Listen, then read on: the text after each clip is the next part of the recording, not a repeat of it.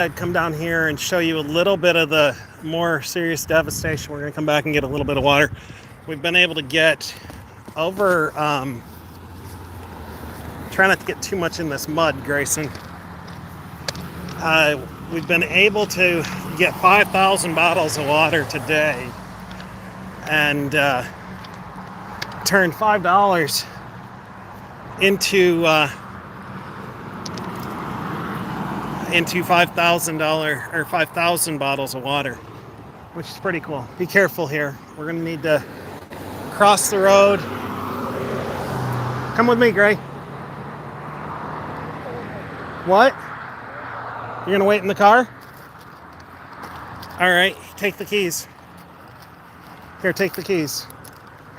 I wouldn't have walked through there. Anyways, it's Steve the Guardrail Guy. I'm back on live. I lost you. I was checking on a fellow by the name of Bootsy. He's fine. He's fine. His little gully was not hit much at all. I'm going to come up here and show you the river. You can see down here, there's a wheelbarrow, traffic cone. Orphan traffic cones are nothing to be too worried about because they seem to leave those everywhere. Anyways, the water was pretty high here. There's lots of garbage, apples and toys and everything you can imagine. But I'm going to come down here across the bridge and show you a little bit of the French Broad River. You're going to see a camper. I had a stream earlier. I'm up in Newport, Tennessee. I wanted to show folks, I wanted to take $5 of Hannah's change and see if I could. I bought 32 bottles of water with that. I was able to take that $5, share Hannah's story a little bit, and turn that into 5,000 bottles of water today. I got to, our end anchor here is not connected. So there's no anchorage. You could just rupture right through here at the coffin corner. There's flooding here earlier. You can see how the water came up.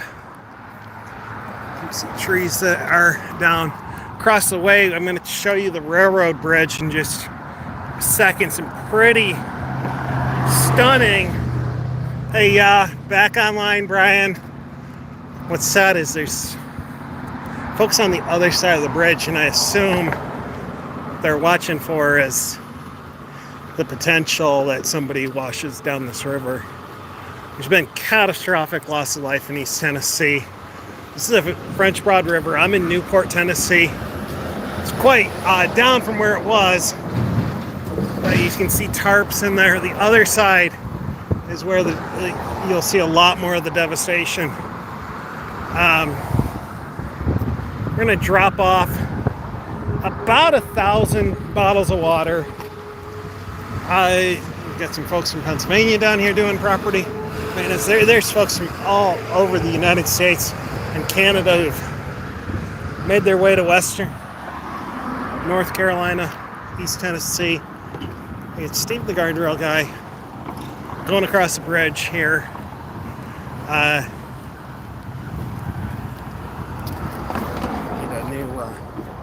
Plate there. Anyways, I'm gonna cross here. My son Grayson's backed up there. It's so clear. I don't understand.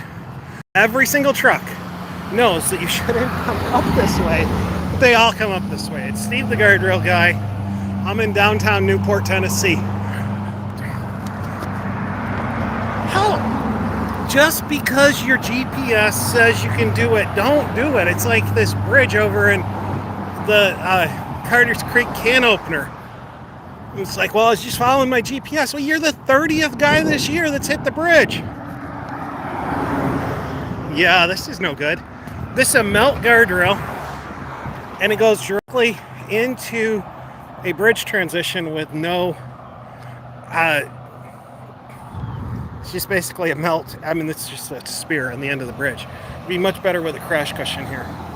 Steve the Guardrail Guy, I'm here to talk to you about flooding, not horrible design, but I can't help but not see it. I'm in Newport, Tennessee, Cott County, one of the poorest counties in the state of Tennessee. Just some massive devastation again. The bridge. Whew. That's some. I believe that we just have stumbled on some fraud. Yeah, we've stumbled on fraud here, folks. These deck-mounted posts, these are not certified posts. That somebody fabricated these. I'm almost positive that somebody fabricated these, did this welding with a non-certified welder. I'm almost certain of it. They've been cut, I can tell you that. But anyways, there's your railroad trestle. You can just see it, just debris caught up in the bridge. That's not safe either. Anyways, let me not get distracted by the guardrail stuff. I am on US 25 and 70. Beautiful alternative to Interstate 40 when it's not completely washed out. Yeah, I'm trying to ignore the whole guardrail stuff to show you the flood stuff. Anyways, you can see somebody's mallard, the fifth wheel. It's a camper. Just caught up. I mean, I hope that nobody was in that. Stunning levels of damage here. Just debris. The water was way, way, way up here. Yeah, there's camper. There's all kinds of debris in the bridge. I can't imagine that bridge at this point is worthy of, it's pretty shoddy on a good day. Look at that base there. Anyways, I've seen the railroad out today.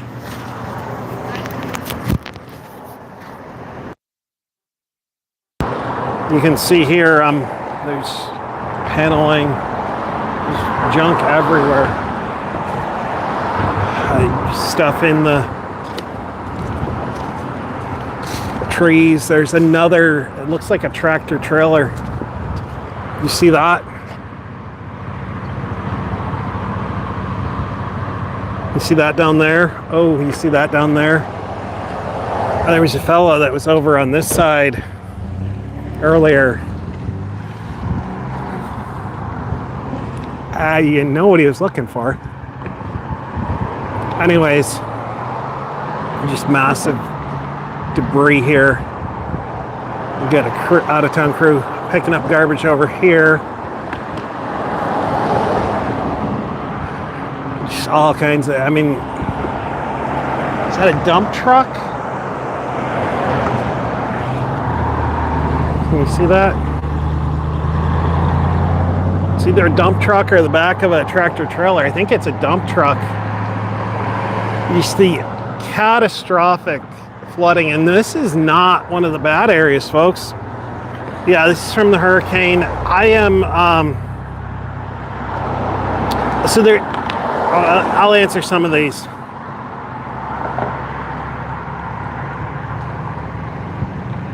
What you doing? I'm bringing up some water to Newport, Tennessee. I've dropped off about 4,000 bottles already. I've got another 1,000. Well, I've done 5,000 today. I was able to take $5 of my daughter Hannah's money and turn that into 5,000 bottles of water. I was able to initially buy 32, but by sharing her story and just a shower curtain, a tarp, just debris. By sharing her story, able to. Are those a bunch of eggs or what in the world is that? Let me zoom in there. Let me zoom out. Egg cartons. I don't know what that is. Could just be. Who knows? But just I'm here in Newport, Tennessee. Quite a bit of damage. I'm going to head down to, so no, there are no regulations related to guardrail in this United States. I want to draw your attention to Imers v. Lindsay et al. Motion to reconsider. This was a motion that I had legal counsel filed a motion, and it was decided wrong, and I knew it was wrong, and I wanted a motion to reconsider, and I was told no, and so I brought in new legal counsel. It's very unwise to do on the eve of trial. Extraordinarily stupid. There's very few circumstances where you should ever change legal counsel. And anyways, filed a motion to reconsider because I knew the law. I remember, do you know the law better than a federal judge? Yes, I knew the law on this single issue. Yes, I did. We filed a motion to reconsider based on manifest injustice and clear error of the law. I'm not an attorney, so please don't ever take legal advice from me. But I knew the law on this issue. Filed that motion to reconsider. I remember being mocked, literally mocked on this issue. And the thing is, we won. We won. That was overturned. One of the things I'm most proud about with Hannah's litigation was that we set good case law with this motion to reconsider. And no, there are no regulations governing the placement of guardrail in the United States related to crash testing. Crash testing is not regulated. It was briefly regulated with NCHRP report 350. It was inserted into the Federal Registry and federal law. It was pulled out, and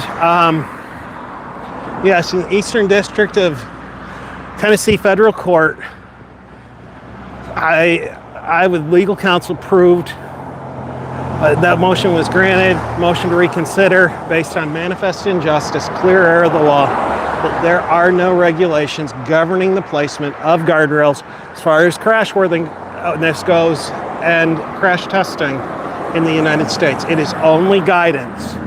Let's see, if you remember from Pirates of the Caribbean, that whole thing about parlay, and they say, I appeal to parlay, and he says, and he shoots him or whatever it was. And he said, it's more of a guideline. And that's the same thing with crash testing and all the guidance that we have in the United States related to guardrails.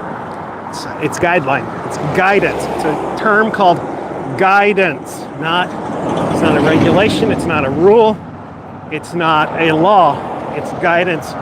And Imers proved that in Imers versus Lindsay motion to reconsider. And again, I talk like in the third person there because I'm talking about a case, but that was the case of my daughter's wrongful death. And so that is one thing in particular that I'm very, very proud about. It's way out in the weeds. Most people are probably like, why would you be so excited? I proved, one, to win a motion to reconsider is almost unheard of. But to set good case law, put in place some good case law that's going to help victims for years, decades to come. Anyways, we're in Newport, Tennessee. No, Hannah did not die in vain. I mean, I like to think about, I like history a lot, and I think about Abraham Lincoln's Gettysburg Address, and he said that we take increased devotion to that cause for which they gave the last full measure of their devotion. That we here highly resolved, these dead will not have died in vain. When I look at that, that's kind of, I did not want Hannah's death to be in vain. There was no organ donation, there was nothing possible. But in many ways, Hannah's heart, her story's been transmitted all around the world, every continent. I remember she was working on Burt Reynolds' final movie. She developed a friendship with Ariel Winter, and there was a picture of Hannah's hedgehog on Ariel Winter. And Hannah always said, my hedgehog's going to be more famous than I am, because she made Teen Vogue. And Hannah's story has made Teen Vogue twice. CBS, NBC, Washington Post. I've seen it in Toronto, Romania, Russia,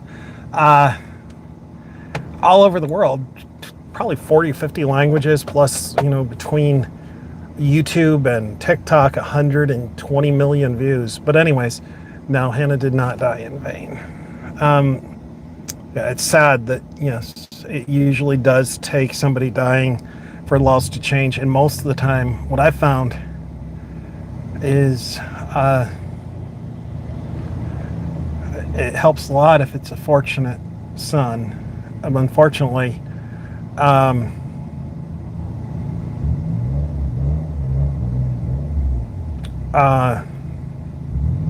anyways, the fortunate sons like, senator or congressman we're throwaway to them in many ways. They don't care until it hits home. Anyways, we're going to get back on the road. 40 of you have joined us back up. We are in Newport, Tennessee. It's Steve the Guardrail Guy. What he did earlier today was I've learned... Here, Gray. Let me give this to me. Turn it over towards me. I have learned that I let my mouth talk before I engage in ready, fire, aim. Because if I have an idea that I think is a good idea, and I tell people, this is what I'm going to do, rather than think about it, because if I think about it, I'll talk myself out of it. So what I said earlier this morning was, I'm going to take this $5 that's change left over that was Hannah's, and I've not known what to do with it for the better part of almost 8 years. What would you spend your dead child's money on? So I'm going to take $5 and see if I can turn that into 5,000 bottles of water. We live in Loudoun County, Tennessee. We're up in Cobb County, which is about 3 counties over, is it? I don't know. Somebody look at a map and tell me.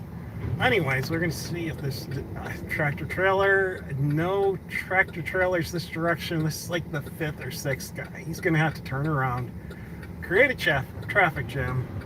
You have to turn right. And we have a second one. Anyways, second one. Maybe they're delivering local sourced needed things. But anyways, we're going to... Anyways, we took that $5, bought 32 bottles of water, shared the story on Facebook, YouTube, and TikTok, and now we are looking at, we have 5,000 bottles that we've delivered today, and we have funds. Once I reconcile everything, I think we're going to be able to buy anywhere from 5,000 to 10,000 more tomorrow. And so these communities, like at the Dollar General that we were just at, you can't use the restroom because there's no water. So a lot of times I feel like we often will buy water in a catastrophe because it makes us feel good. In this situation, I can tell you the water is needed. It's needed. Tomorrow, I think I may buy a lot more distilled water, because one of the things that is also needed is that if you are CPAP, BiPAP, many of the medical devices that we have, you need distilled water to use those. My background, my training is as a registered nurse. I was on a cardiac step-down unit at the Mayo Clinic Hospital in Phoenix. Did infusion therapy in the Buffalo General Kaleida Health System, high-risk peds case management. I ended up moving to Tennessee. I decided I wanted to get out of healthcare. I felt like Pavlov's dog with my pager. So I started a window cleaning business. I got so sick of being on call. I started a window cleaning business. But that's my background, is running a small business and working as a registered nurse, working as an EMT. Any questions there, Greg? Someone is... Oh, is the Army... Is someone asked? So I believe that the National Guard has been activated, at least in Tennessee. I know that you can see over here on our left, there's some mud out going on. We're not in the worst of the worst areas. I believe that turn it over to the right here. You can see some more mud out occurring. You can bring it back to me. I saw that the Florida National Guard had completed all their tasks in the state of Florida that have been assigned to them. They're doing evacuations of Florida. We're talking about an area of the country with Smoky Mountains in western North Carolina and East Tennessee, especially this time of year, that is a lot of people travel. So I know that the Florida National Guard is doing some evacuations of their citizens from western North Carolina primarily. I know the North Carolina National Guard has been activated. I saw there was probably 500 or 600. A bank on our right that's completely closed. It was flooded. So the National Guard's been activated. I don't know that there are any. I don't even know. I don't think federal law, I believe, prohibits active duty for response in American soil, but I'd have to look at that law and see on that. I'm not certain. You can turn it to the right. We see some more mud out that's occurred down through the downtown here. And we're not going to, you can see off to our left a business that has been gutted. Just these businesses were completely underwater. They've lost everything. And this is an area that, look at that. Diana's Beauty Salon. Turn it to the 228 East Broadway. I guess that this place was everything to them. I mean, that was everything to her. And it's gone. It's gone. It's completely gutted. We still need to deposit those last 1,000. Yeah, we're gonna go drop off these last 1,000 here. But these businesses have lost everything, and this is just one community, and this is not that severe compared to some of the communities that have been hit in western North Carolina and East Tennessee. That A&W is killing me. I just desperately want to get a frosty mug of root beer, folks. It's one of my weaknesses. I will fully admit it. Anyways, we are coming through. That's a funky looking vehicle.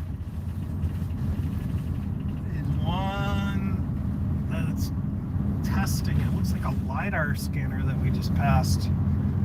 Good to see. Oh my gosh, look at the devastation over there. Maybe I'll turn right here. Go up here to the Hilltop Baptist Church. Someone is wanting you to test the guardrail at full speed as a test of faith. And it's from the official Jesus Christ influencer channel. I think that it's probably from, I don't think it's official. Anyways, no. If you had official, everything's official. Those guardrails are officially terrible. I did have a recent case where somebody did attempt, they didn't attempt, they took their own life. And they took their own life. It involved hitting a guardrail. And the issue is that it shouldn't have been a success. Take a look to our left. We've got a location that's been pretty devastated. That could just be old. This looks like a area that, I don't know if that's flooding damage. Definitely it's flooding here.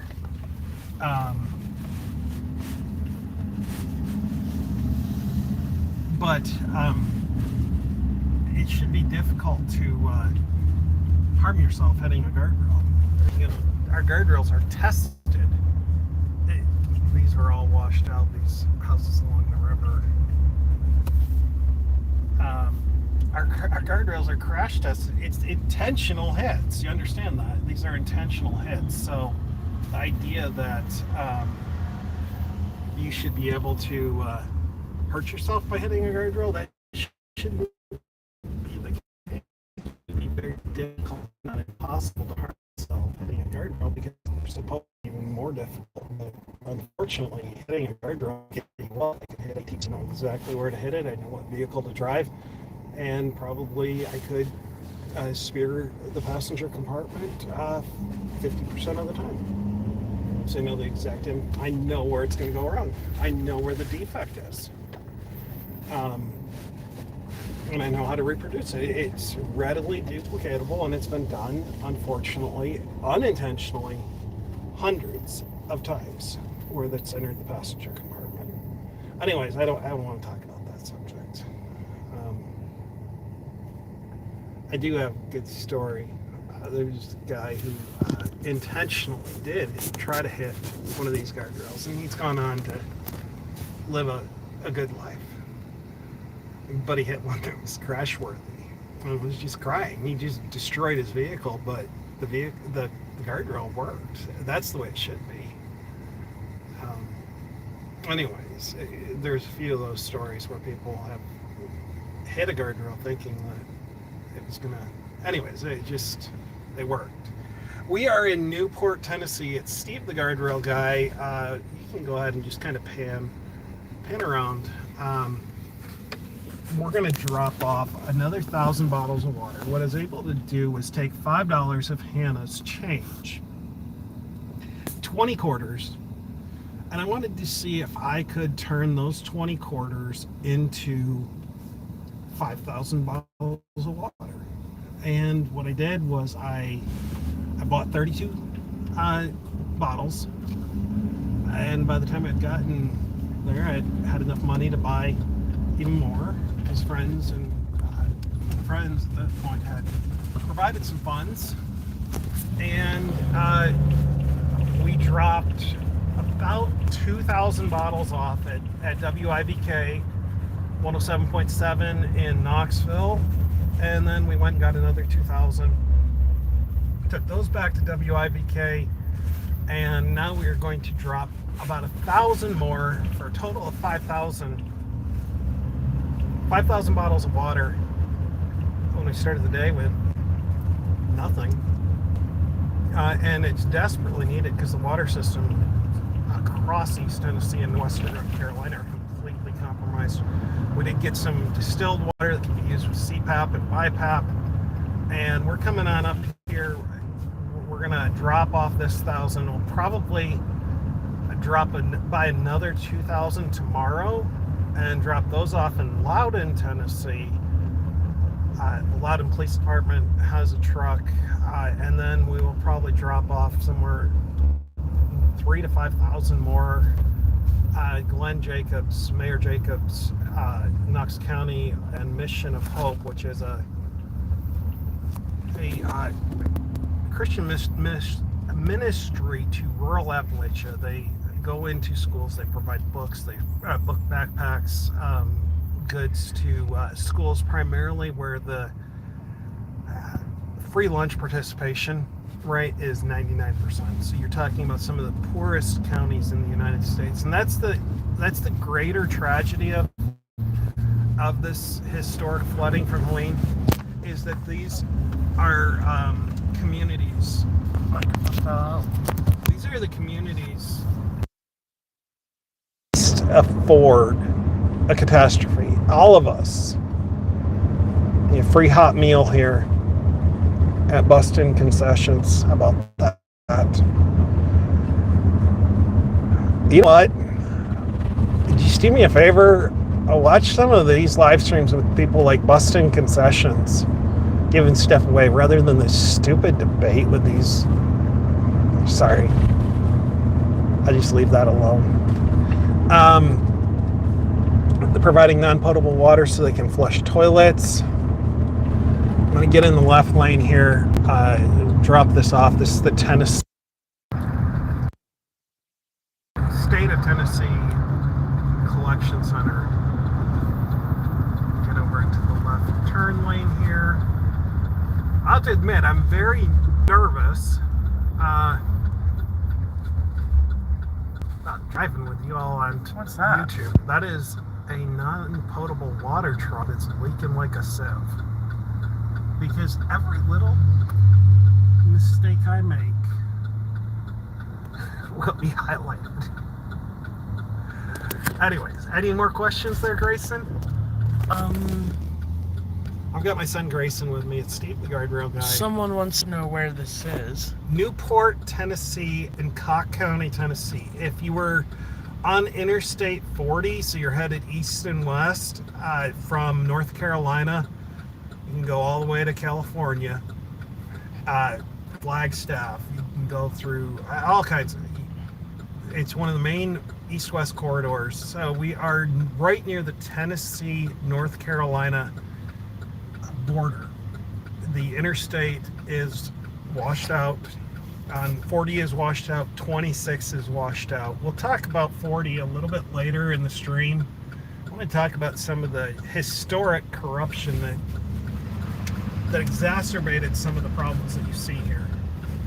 Someone else wants to know if the government does the government give everyone flood or hurricane relief money to? Is this to get water or drop water? Drop off. Hit that left lane for me. Okay, yeah, I want to drop. Sorry. Someone wants to know, does the government give everyone flood or hurricane relief money? I don't know. So historically, you have to buy flood insurance, and I would guess that many of these folks, they don't have flood insurance.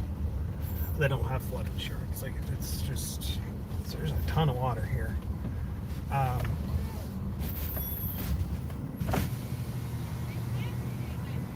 Sorry? Sorry, honey. Last name? Imers. Imers. I-M-E-R-S? E-I-M-E-R-S. I'm sorry, E-M? E-I-M-E-R-S. Doesn't have to be perfect. How many people are you taking up for in your house? I'm dropping off. Oh, you're dropping off. Shit. Oh. No, don't give us water. Oh, we don't need the water. We don't want water. We're dropping off water. Oh, are you dropping off? They told. Okay. They wanted to give us more water, folks. Right through here? Okay. All right. So we're dropping off, not picking up.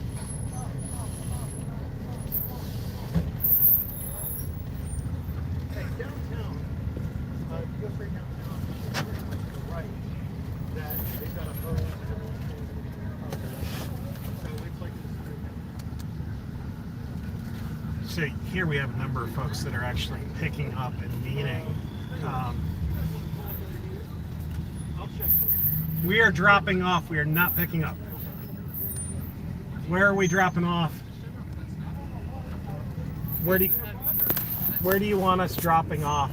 Dropping off. We're not. Probably pull over into there. Okay, he told me to pull over here. Okay. Which is fine. I think we can pull over in there. Fill it out of there and keep the cars coming through here. Okay. Okay. Let's just pull up right next to the Rural King water. All right, so I don't think we were supposed to. Send the live stream? No, we're fine. Anyway, so this is for giving water away, not.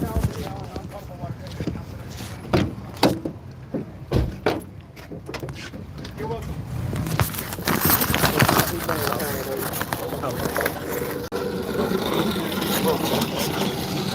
Oh, yeah.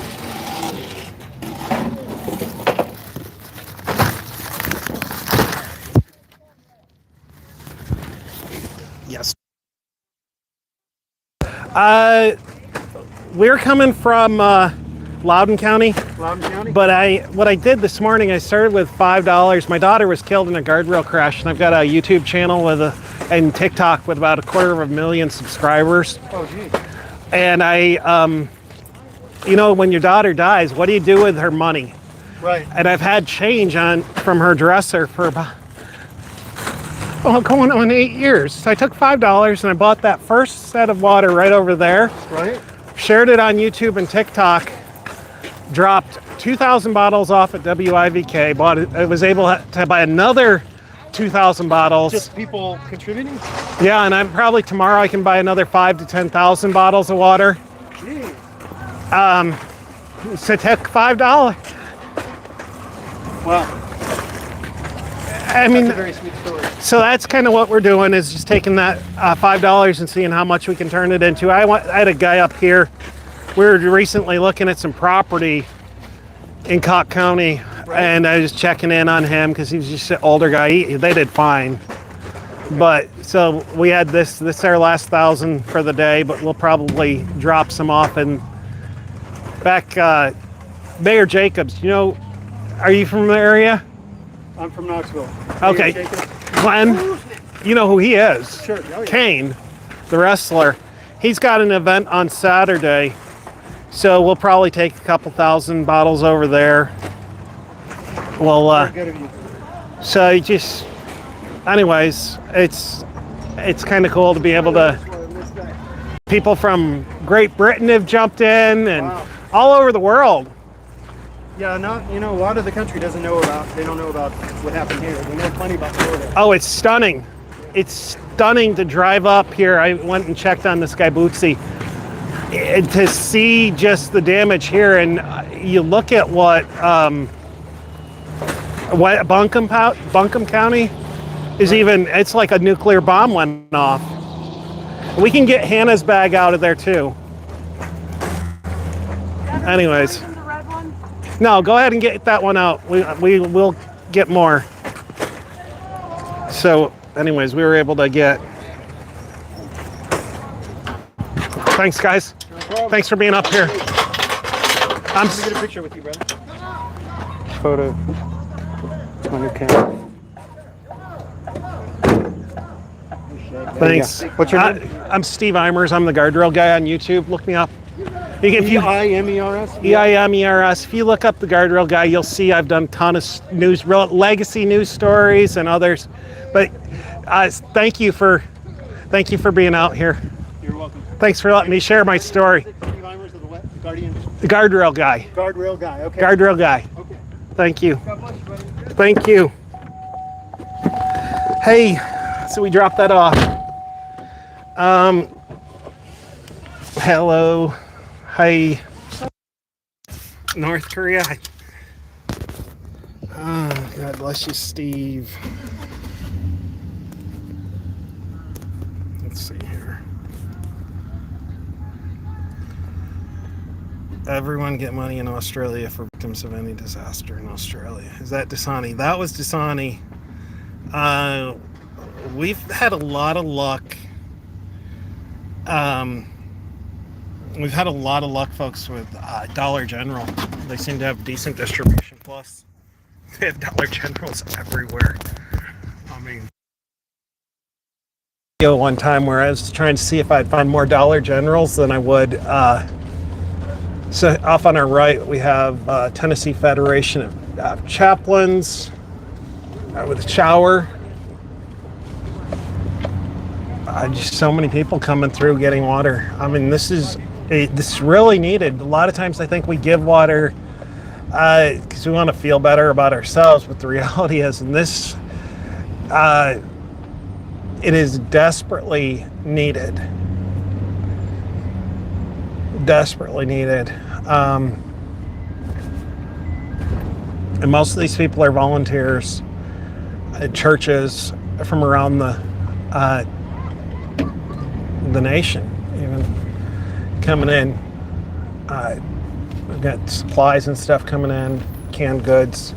Off to our right, Oak Ridge Fire Department, Mutual Aid, the Rock Church. I don't see where they're from. Pallets of toilet paper and baked beans from Bush's. THP here. It's Steve the guardrail guy.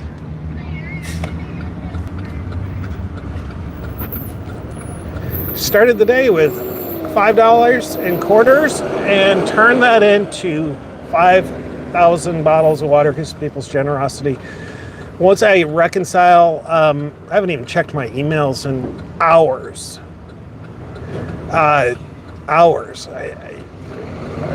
Once I reconcile what I spent with what was given already today, I'm certain I'm going to be able to buy another 5,000 tomorrow. And as somebody said to me, you don't want to spend those quarters. One of the things, turn that towards me. recently, my daughter Alexis, Hannah had a pretty nice digital camera, and I wouldn't let anyone touch it. I wouldn't let anyone use it. It sat up there for years. And recently I just get disgusted with myself. I was like, what in the world am I doing with this camera? I'm going to let it become obsolete. I can't. And I gave it to Alexis, Hannah's younger sister. I guess she's not the youngest. Ivy's the youngest. Alexis we adopted after. Anyways. And just seeing her be able to use that and create original artwork with it and film and use it for what it was intended for, what Hannah bought it for. I realized I was pretty much an idiot.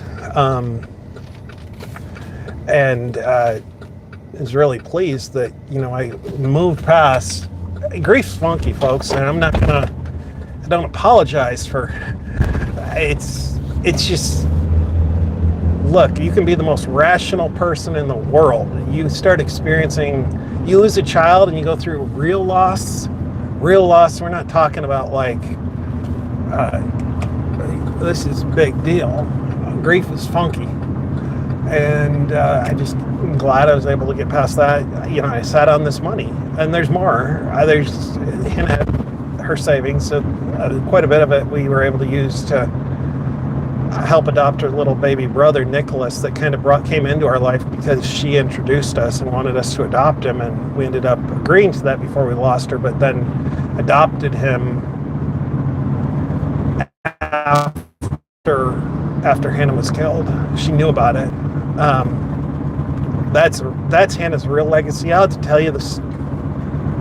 There's a time when I'll tell you Nikki's story and how he came into our lives and thought we were done and ended up adopting a little baby at 42 years old, and he's got grandparents. My son has grandparents that are 6 years younger than me. So anyways, that's a whole other story for another day.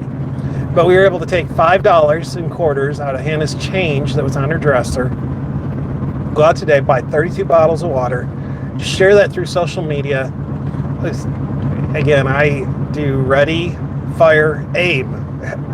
Because if you just jump and hope that somebody catches you, I found it's better than what?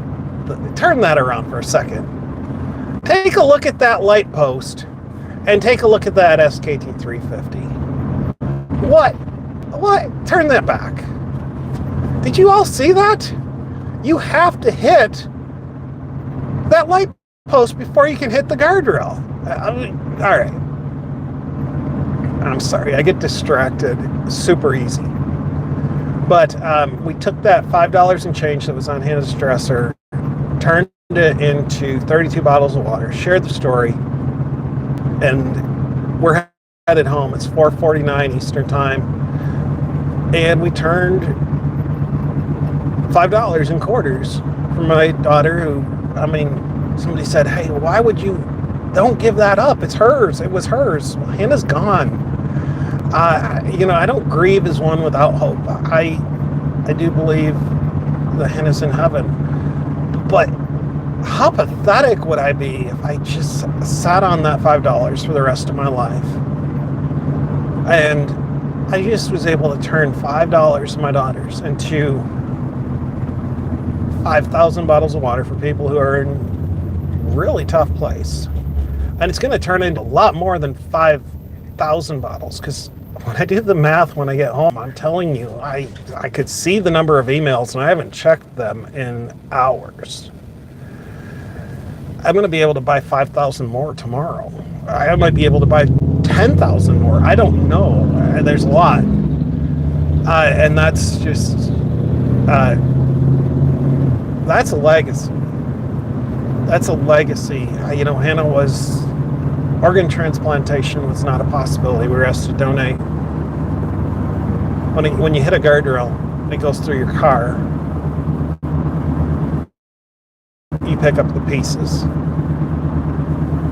And so in many ways, we've been able to transplant Hannah's heart, the heart that really matters, not the every beating heart will eventually stop beating, even no matter how many times it's transplanted. It will stop beating. We've been able to people all around the world know who Hannah is. They've heard her story. We've gotten, probably at this point, directly, indirectly through my advocacy work, well over $1 billion worth of guardrails replaced. So many times I've seen a guardrail that we've gotten fixed get hit in a way that would have killed somebody previously. Part of you just wishes that one person could walk up and say, on this day, I was saved because your daughter didn't make it. That's probably not something I'm going to get this side of heaven. Anyways, let's turn that around. We got a storm coming in. Back on Interstate 40. Interstate 40 is closed at the North Carolina border, about 10 miles east of where we're at. We're headed west. We have storm coming in. We're about 44 miles east of Knoxville. And let me turn these windshield wipers on. An MSKT bearing plate that's askew. On our left, we have cable. On the other side, we have cable barrier that's down. And keep an eye out. Coming up, we're going to be at a location. Cable barrier. Look at me. Cable barrier. Oh, sorry, I didn't mean to. I get mad because the cable's down over there, and I get there's been a big tragedy, but yeah, that's an emergency repair. Cable barrier that's down. Just recently, there was a quadruple fatal in the state of Texas near Dallas. A father with 2 young kids dead, and it was a crossover incident, and it appears the cable was down at the time of the crash. And it's just so frustrating because it would have been a bad day, a bad crash, but it wouldn't have been, I doubt it would have been fatal. We're coming up on a location in a few miles where a group of senior citizens from North Carolina were traveling back home, crossed over the interstate, and 7 or 8 people total died. There was an issue with a defect in the tire. Hankook tire was involved with that, I believe. There were allegations of defectiveness with the tire, and the tire blew and caused a blowout. The vehicle went out of control and went across the interstate, and 7 or 8 crosses it'll be on the right side up here. You can turn it back, but median protection matters. We're coming up, we have another MSKT, a bearing plate that's askew. Those bearing plates, it's vital that they have 5 inches on the top, they maintain proper orientation. It's one of my main goals this year. That's the most common guardrail system in the United States. It's not the most significant installation defect. I don't think you could ever put your finger on a crash and say, hey, that was fatal because of it. But I'm certain, because there's 500,000 of them, the issue is going to be where you have a pitching, yawing kind of crash. The vehicle's at 89.9 degrees. And because the bearing plate was sideways, it goes to 90.1. You've hit a tipping point. They roll over. Maybe they were intoxicated, didn't have their seatbelt on, and they get ejected. So, yeah, there's a lot of fault to go around, but it was the last 0.2 degrees that made this crash fatal. And I'm not saying like in litigation or anything like that. I'm just saying don't rob the victim of the last 0.2 degrees of stability when we have a way to correct this problem. Over on our right, we have a trailing end anchor. So I recently have made some videos with the trailing ends of guardrails. And so you need a cable. So we're coming up on a SGET guardrail, and there's 2 functions. One is energy absorption, but the other is the cable that anchors the system. But the cable is vital for redirection. So the guardrail's there to redirect you back on the roadside away from the hazard. Every good guardrail, so this guardrail ends with a concrete transition. So we're at the bridge and we have a concrete transition. That's the anchor for this system. Now we're coming up to a sign. We'll have another approach terminal. It looks like the one on the left is an SGET. The one on the right could be an ET2000. The very first, no, that's a original wood post, but the trailing end has an anchor and it keeps the rail in tension, which is vital. So these are very old systems on our right. Those are very old SKT 350s. It's a very good system. One of the things they did was elongate the feeder chute, and that if you hit on, say, the right passenger side headlight, some of the feeder chutes that are smaller, it will fold over late in the event, late in the crash, and create a kink, and that kinked rail will come directly through. So like that ET Plus, it's one of the major defects with that system. It'll come right through the firewall at the other headlight, and it will generally cut the person in half. And you're dead right there. So you'll notice that all of our newer systems, like here on that's the SKT 350, the old wood post style again, has the long feeder chute, the SGET. Go ahead and show them the French Broad River. This is the impoundment of the, this is Douglas Lake in East Tennessee, Interstate 40. You can see it's quite muddy. This would normally be at Winter Pool, which is way lower than what we're used to seeing right here. And this is above Summer Pool. And it was really drawing flood management is so vital to Tennessee Valley Authority's overall mission, and that these were at Winter Pool or near, they were low. The water levels were low and allowed them to hold back a lot of water. This could have been catastrophic flooding throughout Knoxville, throughout Athens, Tennessee, throughout Chattanooga, Tennessee, and all the way down the Tennessee River had these higher peninsula or reservoirs been full before this incident. Go ahead and you'll see on their right a number of terminals called the buried in the back slope. I love those terminals because they close off the possibility. I love them and I hate them. I love the concept, the idea. On paper, they're without a doubt the single best option that we could have for a guardrail termination. So here we have a buried in back slope.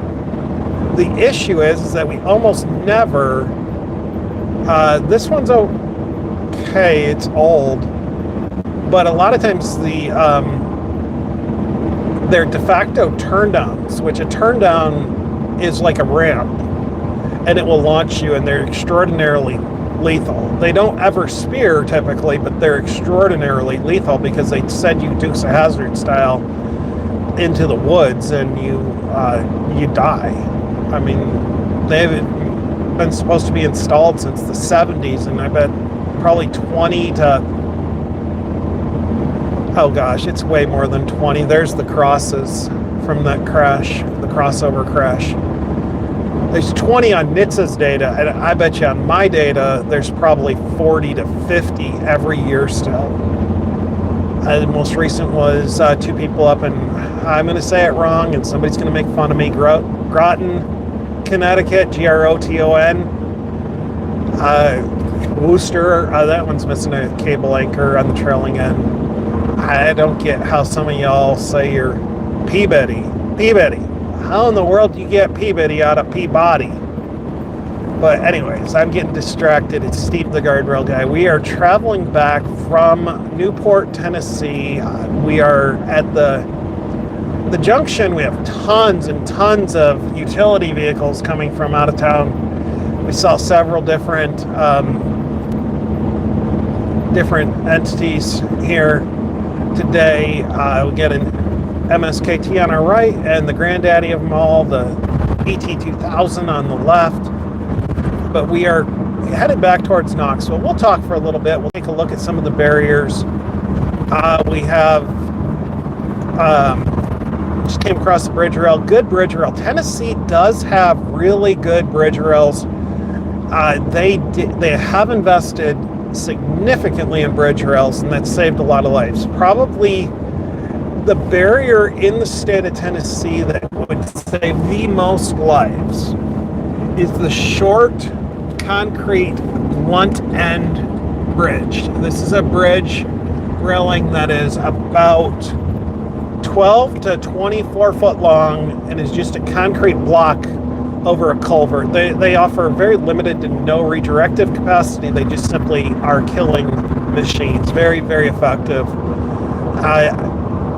I have a theory, if you're familiar with the song Thunder Road and the Moonshiner,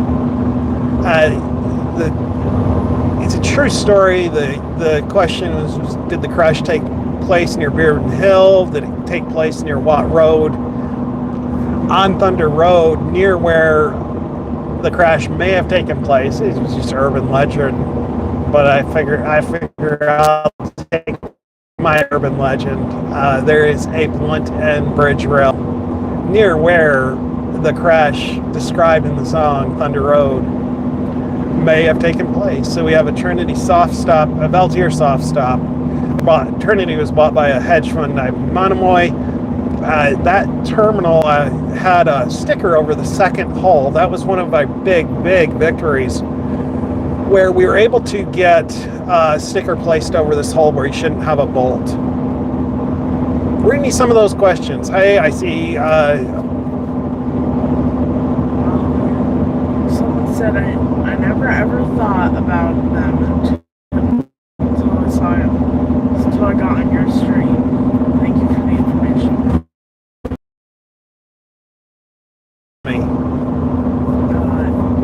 Someone also says that sadly they see cables down all the time. Yeah, there's cables. Cables are so critical. They're probably the most important thing. So we have a dip in the road right here, and you'll see in the road, after the dip, you'll see an oil slick, and that's caused by the instability caused. So when you see an oil slick in the road, there's almost always going to be a dip before it, whether it's been noted or not. It's a roadside defect. And a dip or a slick on your road is a dead giveaway for a roadside defect. And so if you ever have a crash and you experience vehicle instability, look for that slick. And it's a very good possibility that this is a known defect to the state DOT or to the road owner or to the people that maintain that road, and they just simply didn't fix it. Let you hit it, and it's, without the vehicle instability, yeah, something went wrong, but they helped you along the way. Read me another question, Gray. Someone says that before they heard your story, they never questioned the guardrails and figured that they were all good. Yeah, I'd say about 90% of them are either improperly installed, defective. I'm going to watch this guy. He's wanting to, makes me nervous. He intended to get over whether, anyways, they're functionally obsolete, they're defective, they're not properly installed, they're not ethically crash tested. We have folks that have crash tested their own product and then received millions upon millions of dollars in royalties. A massive conflict of interest. I mean, goodness, I'd be a PhD if I could grade my own papers. It's pathetic. With some old smoky moonshine. Billboard over here on our left. What's sad is that our government put Popcorn Sutton in prison for making moonshine and then legalized it a couple years later so they could get the taxes, but Popcorn ended his life. Just a colorful character. He's got a book called Me and My Liquor. Interesting character. I think it was made into a movie. Popcorn Sutton. You Google it and you can check it out. Steve the Guardrail Guy. We are headed home from Newport, Tennessee. We took $5 and change, $5 and quarters out of Hannah's savings. It was it wasn't savings. It was just, you leave and you fully expect to come home. I think that most of us might find change on our nightstand or our dresser. And what do you do with your child's change? So for the better part of almost 8 years, it's just sat in my dresser. But today I took $5 in that change. Thought, well, let me see if I can turn that $5 into 5,000 bottles of water for these local flood victims.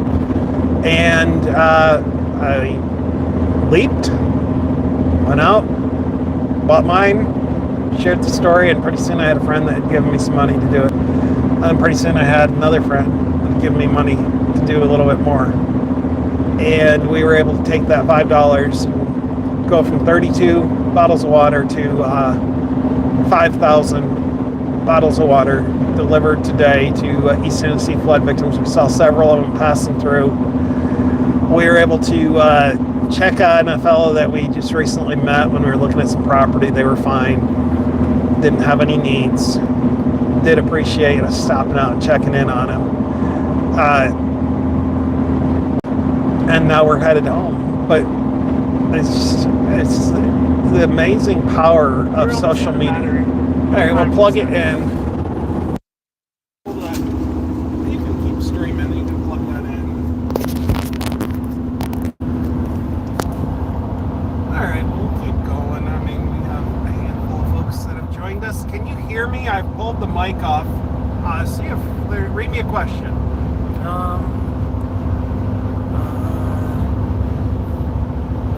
Some people are saying stuff about like alcohol and things like that. Taxes on that going up a lot. Okay. And how mobile phone speeding and alcohol cause a lot of deaths. In their countries and alcohol stuff. causes so many fatalities. Speeding, I am not a fan of the Dodge Charger at all. I think the Dodge Charger is one of the worst vehicles.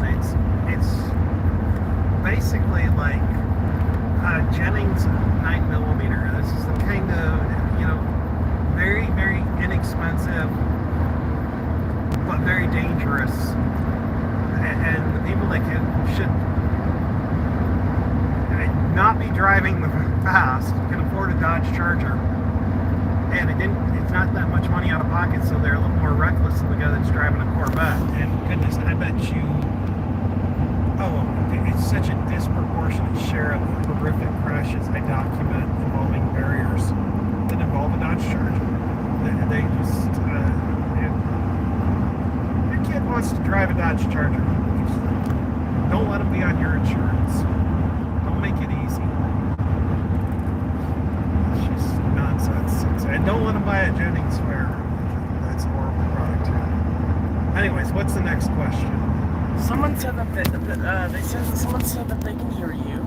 Okay, good. I'm glad you can hear us. We're 3 miles from Buc-ee's and they're clean bathrooms. I almost want to stop and get a barbecue sandwich, but I'm afraid just head for home. I don't think we're going to stop at Buc-ee's this time. It was briefly one of the largest Buc-ee's in the nation. We have Cooters Museum.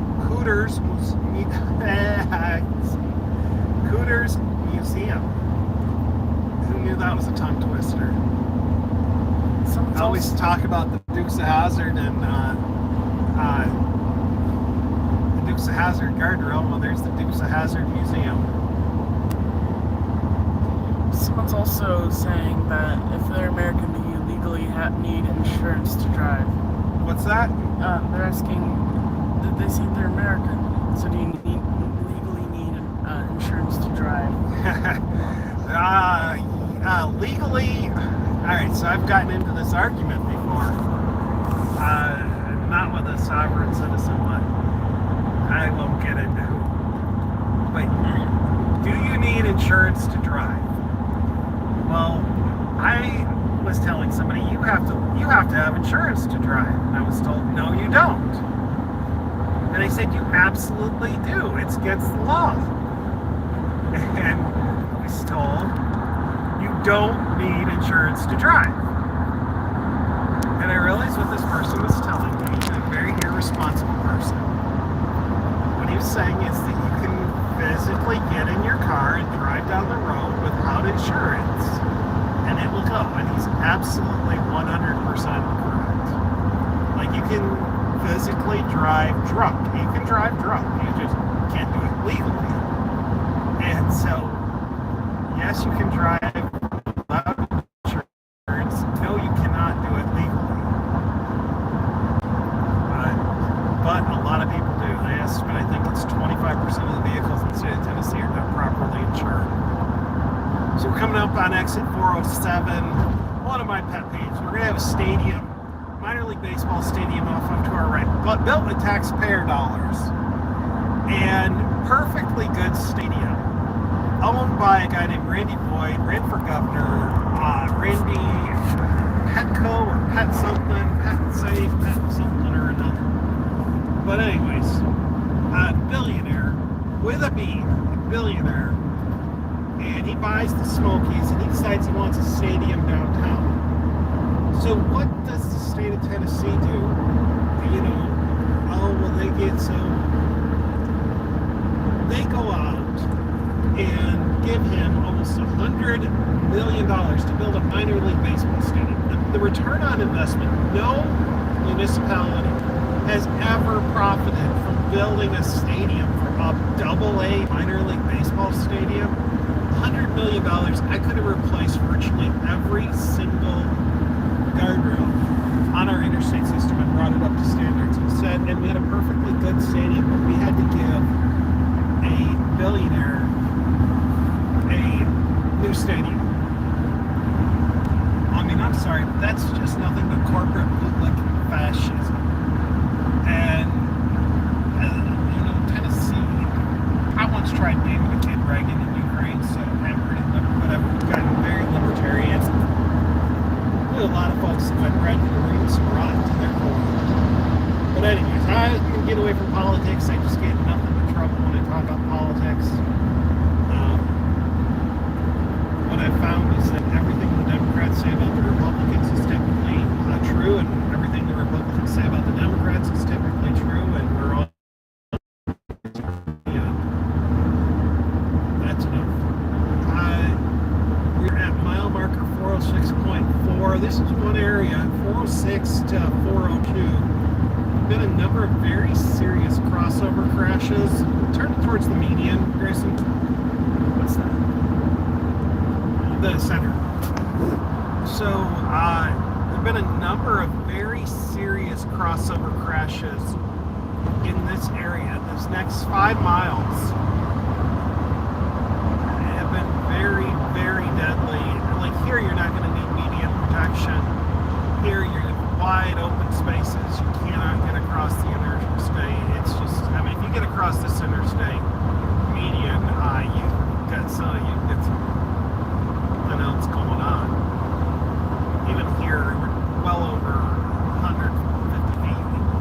It's not traversable. But further up, where it is traversable, there have been several crashes recently in the last 5 years. I would guess there have been at least 10 fatalities, and had there been effective cable median barriers at this location, I think we'd be talking about maybe 1 or 2.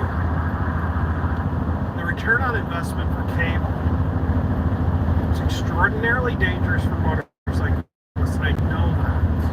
But the return on investment, we're doing that equation, and we're looking at whether, hey, listen, are we going to get a net reduction, a significant net reduction in the fatalities? And I think the answer is unequivocally with the cable barrier in locations like this, yes. It doesn't mean that we discount the seriousness that close and main longitudinal barriers have for motorcyclists. We never can become that kind of monster. We have to be looking for ways to make our barriers safer for motorcyclists. We have to make sure that if we're putting up a barrier, it's going to protect people and not just kill them. But cable barrier up here, and really we're talking about a couple miles, because I mean most of this area is not going to need center median protection. It's got a huge berm. It's wide. It's not traversable. But where it is, we've seen a number of fatalities. We're coming up at Midway Road. We're starting to get into that area where we have seen crossovers. We have a Trinity soft stop, a Beltier soft stop now. This right here, go ahead and take a look at this grassy area. Easy peasy, nice focus, clean shot right across the interstate. Yeah, does it meet the specifications for not needing? Probably. But what about all the dead people that have been killed right here? You know, are you going to say, well, our design standards say it's not indicated? Well, I'd say the multiple fatalities that have happened on this stretch, right where we're looking at, which really is just from about mile marker 403 to 402, 401, especially right here, because you're coming down the hill. This is an easy crossover crash. Been multiple crossovers here, multiple fatalities. Senator Nicely was supportive of the idea. He was recently voted out of office. He was a good guy, very interesting character. But anyways, this is a location that desperately needs center median protection. Return on investment is so high right here. We'll wait and see. We'll take more deaths. Anyways, it's Steve the Guardrail Guy. We're headed back to Newport, Tennessee. We dropped off about 5,000 bottles of water today for flood victims in East Tennessee. We saw several people coming through. We saw that they had water, they had distilled water, they had non-potable water so that people could flush their toilets. Who was texting? Oh, that's just Instagram notification. Any more questions, Gray? Someone wants to know your favorite type of weather. I love really violent thunderstorms. Probably one of my favorite movie scenes. It's not my favorite movie. My favorite movie is going to be Italian movie, called Life is Beautiful. It's a comedy about the Holocaust and how they were able to artistically pull that off in such a compelling, evocative, emotional way. But anyways, thunderstorms. I get way off tangent. I like where Lieutenant Dan is like, you call this a storm? I love thunderstorms. I love roaring water. So I love thunderstorms. Any other questions, Craig? Most of this is just people saying their favorite type of weather. So what are other people's favorite type of weather? Someone likes sun showers, I think. And sunny, but not stinking hot. Oh, I mean, are they asking what my favorite weather is? I want it, 85 and no humidity. But they're like, my favorite crazy weather is like a violent thunderstorm, sitting out there watching the trees. And so we're coming up on TDOT Region 1, THB's district office in TBI in Knoxville. Again, tons and tons of out-of-town crews coming through. Just from everywhere. One of the things that I always try to get along with TDOT, we have this was a hit, looks like it came from the other side. So a lot of people say, well, that, I've seen rails rupture quite a bit where there's been a hit and it's coming from the other side. And they're like, oh, it failed. It's like, no, a guardrail's not meant to be hit from the back side. It's only meant to be hit from the front. It's not engineered to be hit from the back unless it's double-sided guardrail, median guardrail, and it probably should be double-sided median guardrail. So we are at 398. Steve the guardrail guy, I'm yawning. I'm just at the tail end of a trip to Newport that started this morning. I think that guy's weaving in on us. Let's see if he's on his phone, because I think he's on his phone. You know what? I am just going to get over. Yep, he's texting. I'd rather just get away from him. I don't want to get out of this left lane because I'm not going to park out from here, but anyways. We got a cable barrier. Turn it over to the median again, and you can see this. Turn it over to the center of the interstate. Grayson, turn towards the center of the interstate. The one thing I really don't like, this cable barrier is down. It's not tension. And a vehicle going through there, it's just going to go right through. It's not, it might get tangled in the cables, but it's not going to be redirected. It's not going to be stopped. And you can see that's 396.4. We've been going, this is a mile plus long barrier, 396.2. It's down still. And we had already gone past probably half a mile. We have a bridge that is completely unprotected. We're now at 396, and it's the trailing end. And when you lose cable barrier, you don't lose 50 feet or 100 feet like you can lose a mile or 2 miles or 3 miles if you lose tension.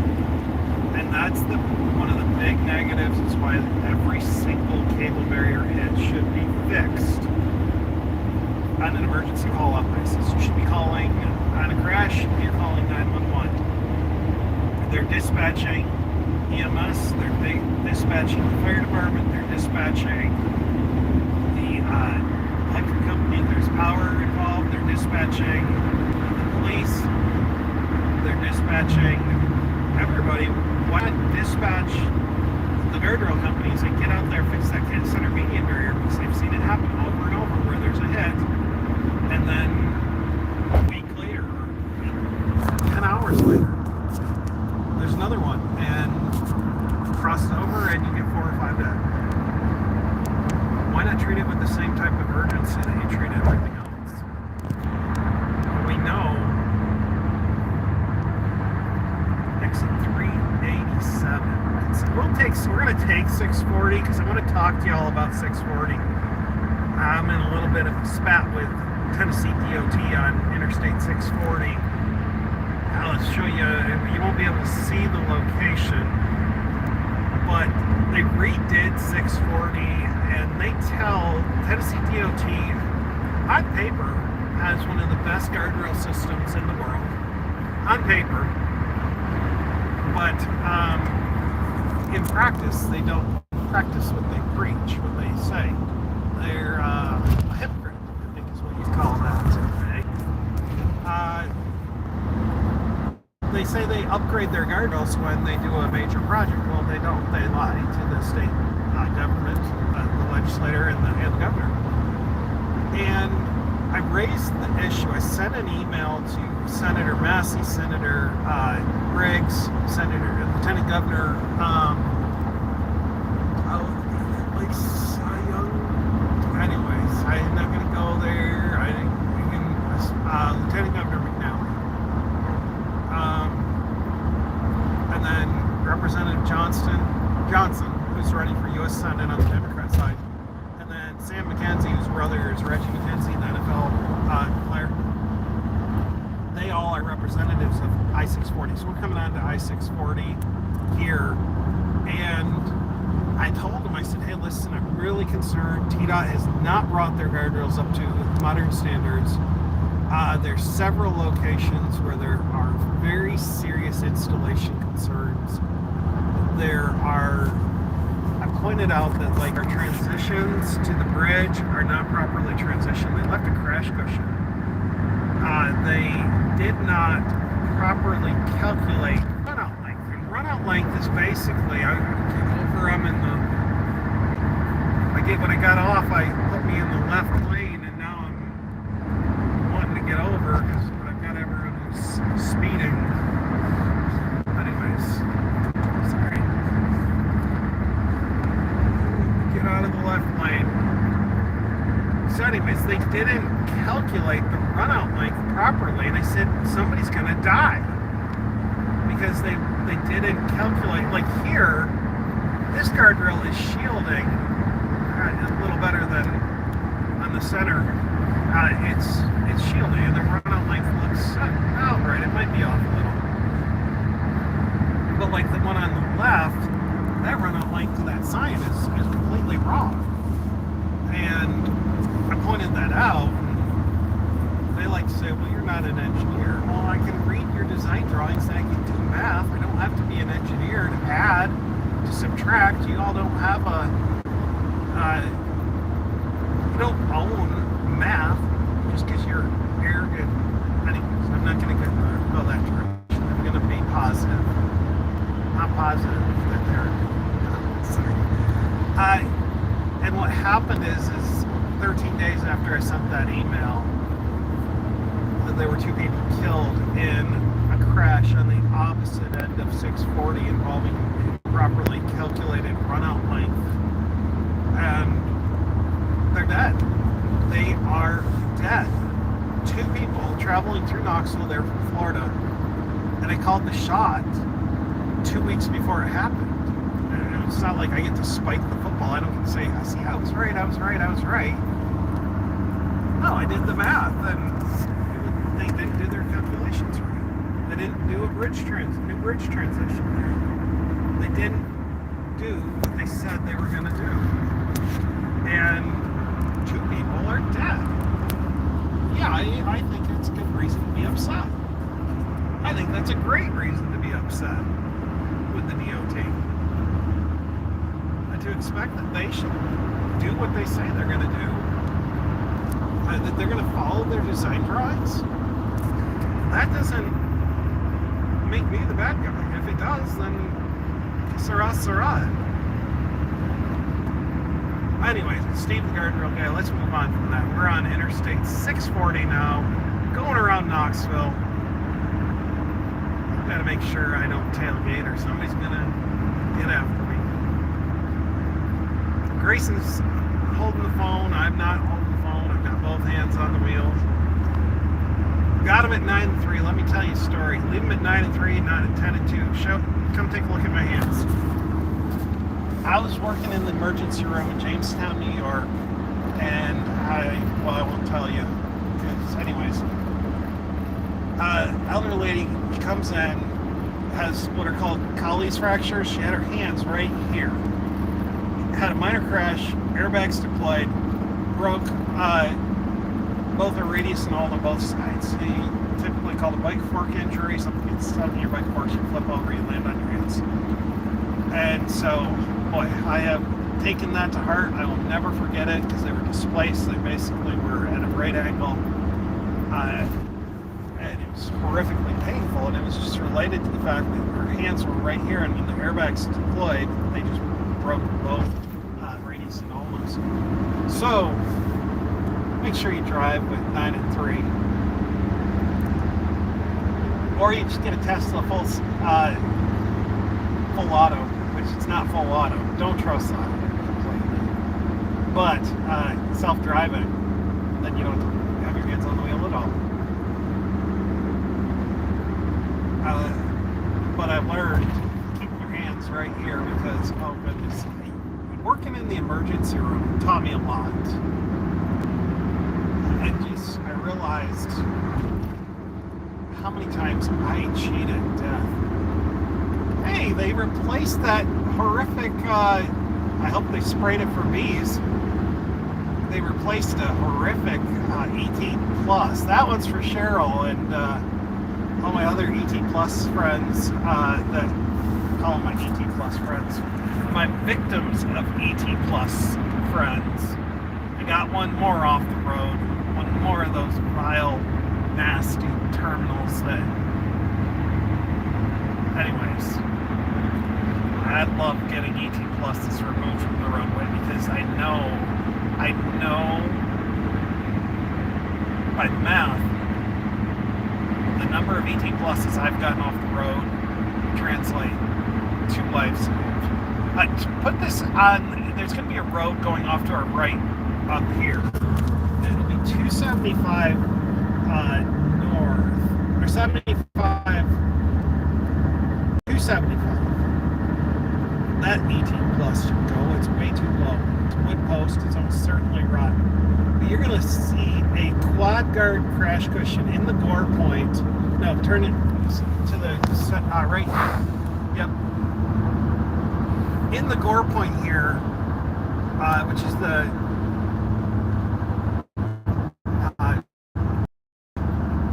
where the interstate, where they split the exit. I call it a gore point because if you hit it, you're going to get gored. But that's the third fire truck going through. I'll have to check my cameras later, see if there's something funky going on. I have access to safety.org cameras. They archive all Tennessee DOT's cameras. Oh, look at that. They did put barrels up here. This design is just, it's terrible. They've done, no, it's way too low. It's just awful. Anyways, it's just kind of down in a hole. There's another charger. I shouldn't be so hard on the chargers. They just involved in so many horrific crashes. And it's one thing if it was the driver that was always paying the price, but they often are the ones causing the fatality. And that's not fair. It's one thing if you hurt yourself, it's another thing when you hurt someone else. Hey. So, coming over in my lane. Just weaving. Alright, so we're going to get over into the right lane. And there is a smart cushion. That is by far, probably for crash cushions. If I was going to get into a crash today at a gore point, I would hope there was a smart cushion. Unless I was in Arkansas, if I was in Arkansas, I would want a React. And the React is a terrible crash cushion. The reason I want a React is because Arkansas never fixes any of their guardrails. What in the... She's going to hit that guardrail end. She's going to hit the guardrail end. Oh my gosh. Oh my gosh. Holy crap. She just missed that guardrail end. What in the world? Holy cow. Oh, that would have been insane, folks. She just missed that guardrail end. Holy crap. It's the guardrail guy. He almost saw a guardrail crash live on camera. Whew. Unfortunately for her, that would have been a plug that in. It seems like it's plugged in. It's just not staying plugged in. Okay. Whew. I thought she was going to hit that. My heart rate went up. Oh my. I'm going to have to clip that. I'm going to clip that later. Oh my gosh, I can't believe she did that right in front of us and just missed it. That was... what was wrong? Anyways, it's Steve the guardrail guy. We're headed back, dropping off 5,000 bottles of water today. We're on Interstate 640. Fortunately, we're on this side and not that side because that side's backing up.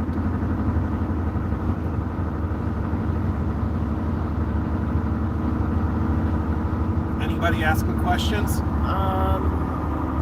Well, Michael DeFlippo said Hunter's smiling down on you from heaven. Michael, thank you, and give my best to Christy, and thank you guys for being friends. Guys, you don't know Hunter Burns, but if you travel the state of Florida, you owe this young man a huge debt of gratitude. It's because of Hunter Burns that over $100 million worth of guardrails were replaced in the state of Florida. I've indexed about 7 years of guardrail fatal crashes across the United States, and two of them, was it March 1st? I forget what the exact date is. 2020. March of 2020, there were two crashes there's a handful of crashes that have fundamentally transformed me and my advocacy work. Two of them occurred on the same day in March of 2020. One was in Beach County, Georgia, Isabella Alonzo, Frankenstein guardrail. It really served as a lot of the basis for the starting of this channel after I realized it's way more than just the device involved in Hannah's crash. And I was doing this research and I came across this guardrail in Sarasota. It was involved in a fatal crash. One of the most horrific cases of Frankensteining I ever saw. And I tracked down the case. And normally I'd call a funeral director, because I don't have courage, folks. It's so hard calling a family and opening that can of worms. I tracked down Hunter's mom. And I called her and I said, listen, I don't know how to tell you this, but this crash is one of the most egregious cases of improper installation I've ever documented in my life. Turned into probably 20 stories with Channel 10 in Tampa. An investigation that led to a third of all the guardrails in Florida being changed out, crash cushions, bridge transitions. It led Disney World to spend almost $13 million replacing guardrails. And it pivots on that crash in Sarasota, folks. What man meant for evil, God used for good. There's many people that will be alive over the next 10 to 20 years because Hunter Burns gave his last full measure of devotion on the roadside at Interstate 75 headed north in Sarasota. Anyways, next question, Ray. Someone's wondering how fast you're traveling. Right now I'm doing 60 miles an hour. We've had a 70 mile an hour zone. I've been staying at or below the speed limit because, goodness, I'm going to get called out if I do anything wrong on a live stream. I preach roadside safety. That's why I'm not touching that phone. I'm not looking. When I'm looking straight ahead. Trying not to get tailgating, not do anything. What's the next question? Someone asked if the person that nearly hit the guardrail was drunk. I don't know. I don't like to make,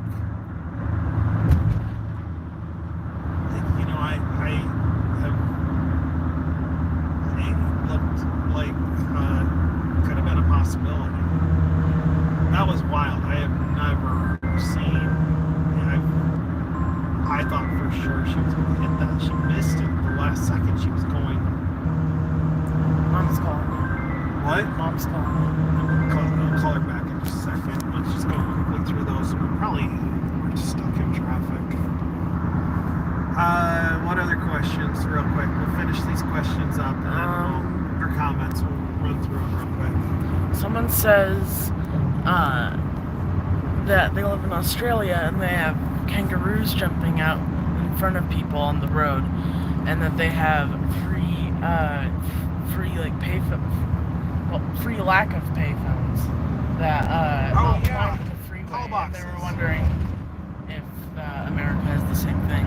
I am not aware of a community that has call boxes. When I lived in Fredonia, New York, we had one of the last call boxes for the fire department where you could actually pull it. I know they had call boxes on at SUNY Fredonia, because they're, you know, around the loop road there, Ring Road is what it was called. I've seen them there. Ooh, that almost cut us off. But no, I've seen those. I think Brazil has them too. It's, at this point, you know, cell phones are so ubiquitous that I think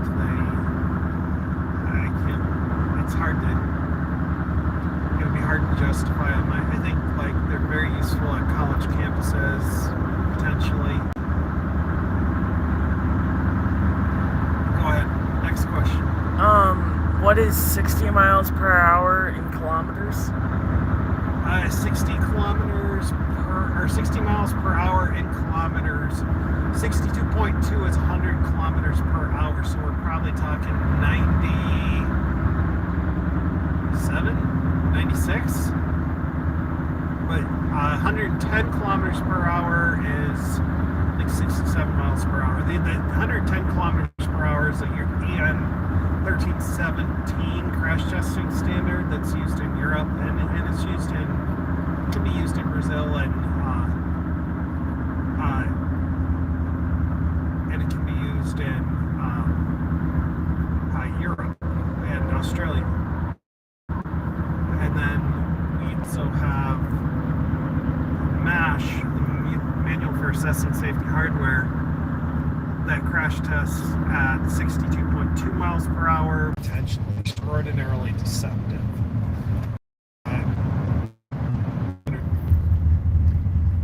There's not very many. Yeah, I don't see pretty much any. There's one guy spamming the comment section. I wish we could block him, but sorry, I don't have a mod on this. Go to the next one.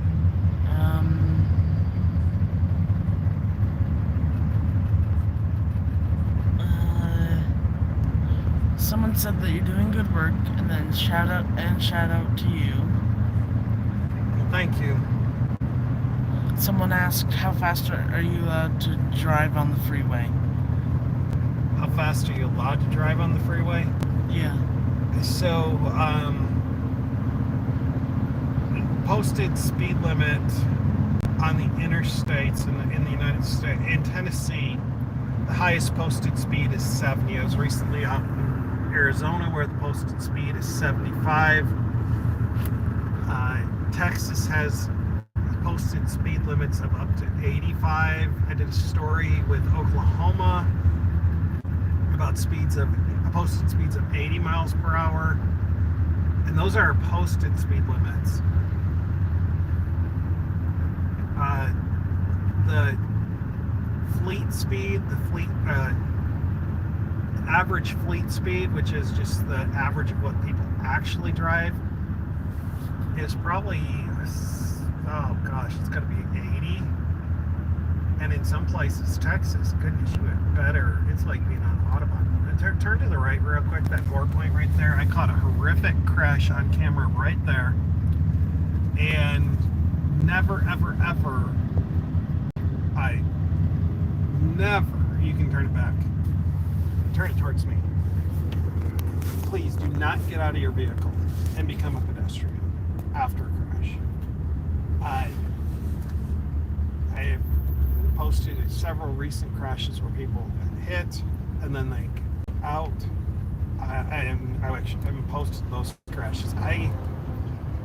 There's people that will post dash cam crashes and webcam crashes involving deaths, but typically I just can't do it. I can't do it with my own baggage. There's some that I will present in context with voice, but most of my guardrail captures I just post to another channel and just leave them up, but I don't typically put fatalities in because I just can't do it. But don't get out of your vehicle after getting into a guardrail crash and stay as a pedestrian. There may be times where you have to get out, get to the side of the interstate as quickly as possible, get away from the crash because I have documented so many. There was a recent crash in Roane County, I believe it was fatal. Roll over, hit the guardrail, and then got hit, then got hit, then got hit. Don't become a pedestrian on the interstate. Do not become a pedestrian on the interstate. If you're going to get out of your car, get behind the guardrail, and then get way upstream of the crash, then get way off. I mean, like, if you get like to the next county, get away from the interstate. Do not become a pedestrian. It's by far the deadliest guardrail crash I documented. It's a minor guardrail crash, survivable guardrail crash. Get out, then become a pedestrian, hit a secondary crash. And there's 5 Kurdish women. These are folks from northern Iraq, southern Turkey. There's no friend to the Kurd but the Muslims. They make it to the United States. They're refugees. And they were out for some event, and 5 women, all dead. Minor guardrail crash. Vehicle comes along, hits all of them, kills them all as pedestrians. 5 of them. Entire family decimated. All the mothers gone. So don't become a pedestrian on the interstate after a crash. Get away, stay in the car, or get off the interstate as quickly as possible in a safe, controlled manner. Anyways, we're stuck in traffic. We're near Lovell Road, West Knoxville, Interstate 40. It's Steve the Guardrail Guy. Started off today with $5, 20 quarters from Hannah's change, and we were able to take those 20 quarters and buy 32 bottles of water. Shared the story via social media. Some friends and family decide they want to get involved. Friends and family on YouTube and TikTok want to get involved. And my goal was to turn 20 quarters into 5,000 bottles of water. I haven't even checked my updated Venmo. It's way more than, I'm going to do the math, and I'll be able to do it again tomorrow. I guarantee I'd be at 10,000 bottles by tomorrow. I will drop those off locally. And we saw firsthand, the people getting these. They were unloading ours, and they were just putting them into cars as we were leaving. So this real need for people. They were trying to put water in our car. We're like, no, take it out, we don't want any more. We did exactly 5,000. I don't know how we did exactly 5,000, but somehow we bought exactly 5,000 bottles of water today. Delivered those up to Newport. Checked on a friend that we recently met. He's okay. We're headed back to Knoxville. We'll probably, once we get to the 75-40 split, we'll go ahead and end the live stream, which that's about 6 miles, but at the rate we're going slow. So it could be another 20 minutes at this rate. Show you a few different little things. Some guardrails that we've gotten fixed. Some guardrails that I'll show you one section that gets hit all the time. I have no idea. It could be that we're headed pointed out this way and pointed out towards the sun. So we're headed into the sun. Where we're gonna be, and you can turn it away. Get blasted. But it's there's so many crashes at this location, and I capture them on the DOT cameras and the archives through safetyvid.org. So like if you ever need a guardrail crash, if you're ever in a crash, reach out to SafetyVid. I support them. You can get a video potentially of your crash if it occurred on camera. I'll use those to study guardrail crashes or traffic behavior. I have gotten interested in tractor-trailer crashes plus trailer crashes, motorcycle crashes.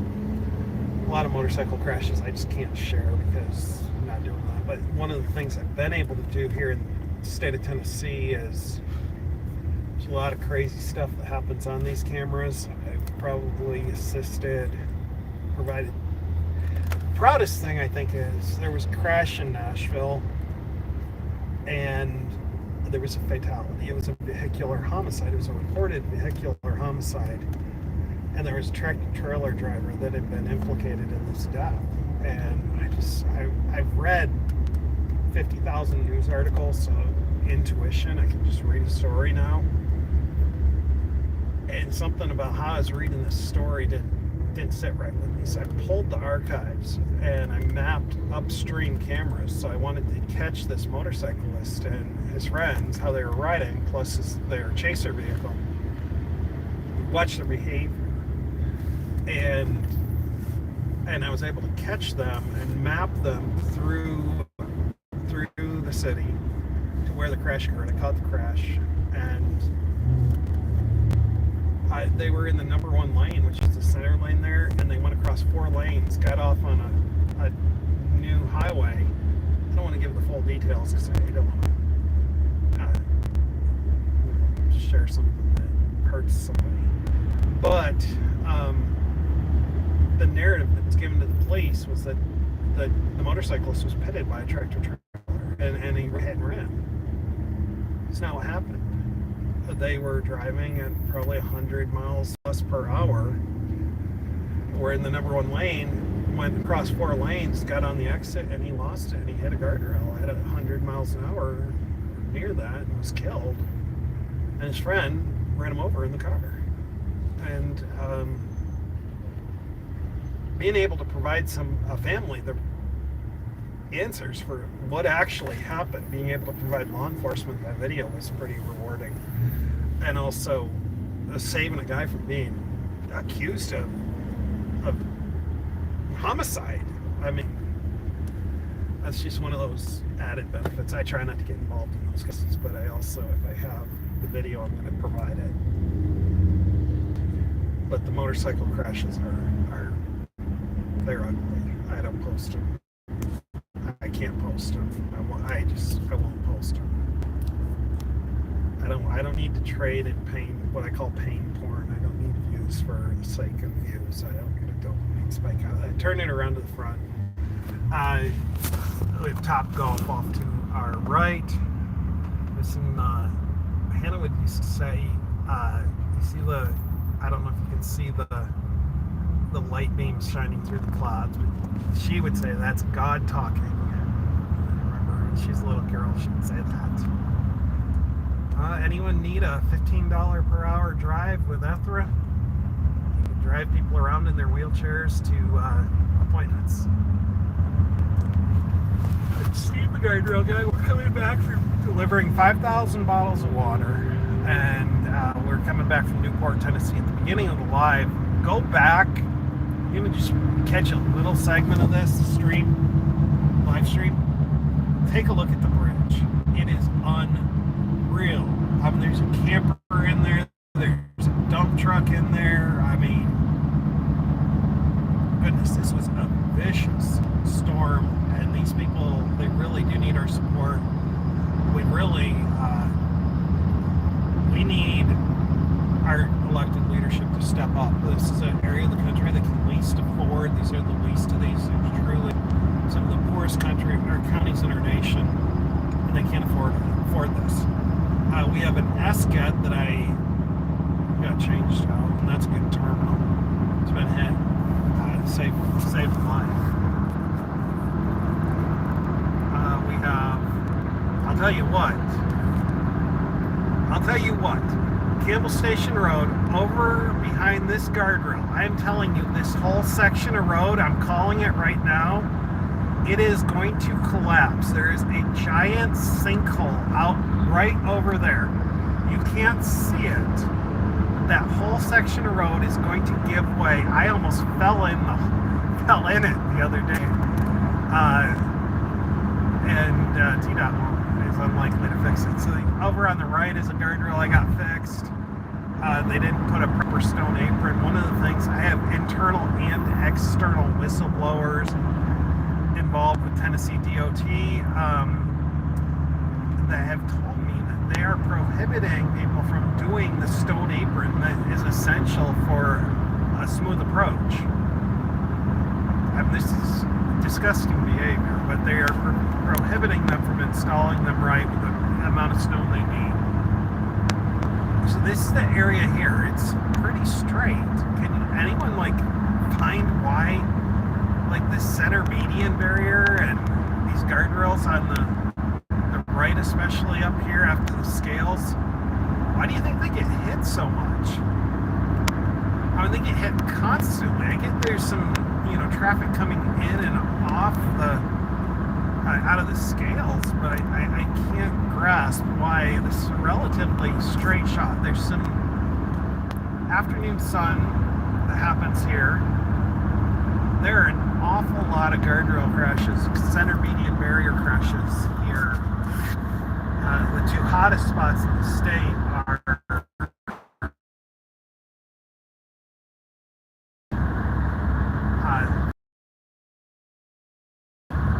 Nashville and Chattanooga. By far, Chattanooga is the worst in the state, and it's the fourth largest city. And they've spent hundreds of millions of dollars. This section here, these WB guardrails get hit constantly, and I don't understand why, because it's not. There's nothing really. Normally I can say, hey, listen, that's why this location's a frequent flyer. But here, I don't know. I don't have a clue. I don't have a clue. Anyways, we're gonna end this live stream once we get through the interchange here. We're gonna go home, have dinner. Turn that camera towards me for a second, Gray. Actually, I need to get over, so somebody please, nobody criticize. Let me know. Feel free to criticize me. We're gonna take the left exit here onto Interstate 75 South. What we did today was start the day off. I had some change that, grief is funny. When you lose a child, you hold on to stuff. I have a soda bottle that I still have the soda bottle. I pulled it out, I had its garbage, and I couldn't throw it out. So I've got this old glass soda bottle with ginger ale. Red Rock ginger ale. If you ever not tried it, you ought to try it. But it's sitting up in but I had a bunch of our change, so I got 20 quarters out of that today. And I put those 20 quarters, I went to the store and bought a 32 pack of bottled water. Shared it on social media, shared it with some friends, and by the time I left the store, I had $250. I bought a bunch more. And pretty soon, I haven't even checked my email. Last I checked, it was it was well into the thousands of dollars by now. More money to buy more water. So we we delivered 2,000 bottles to WIBK. Ended up taking almost 2,000 more back to WIBK because I want to get 5,000, and I don't think I can get 5,000 and drive it all to. It would have been bottomed out. So they dropped off about a total of 4,000. Had a total of about another 1,008. Got us to 1,040. When I did the math, I was like, I bought 5,000 exactly. So we were able to go out this morning, $5 in our pocket, buy 5,000 bottles of bottled water, delivered to one of the hardest hit communities in East Tennessee, and actually see the water going out to the people who needed it. Just the power of social media, and also thanks to everyone who's, like I've said, ready, fire, aim. I jump before I know there's net, and it's humbling to know Got that guardrail right there fixed. Sorry. Okay.